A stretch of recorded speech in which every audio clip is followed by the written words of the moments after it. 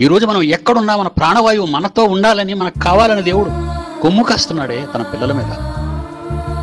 కానీ నీకు వెంటిలేటర్స్లో నువ్వు ఉన్నావు అంటే ఆక్సిజన్ నీకు ఎక్కిస్తున్నారనమాట, మాస్క్ పెట్టి. బిల్ ఎంత అవుతుందో తెలుసా? లక్షలు.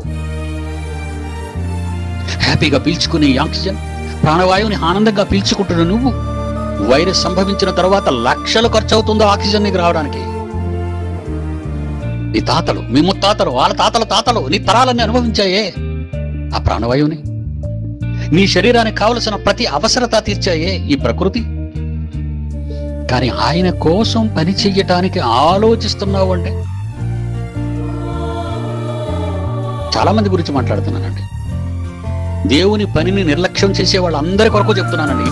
నడినెత్తు నుండి అరికాల వరకు ప్రతి అణువు దేవుని కోసం ఆలోచించి పని చేయగలగాలి.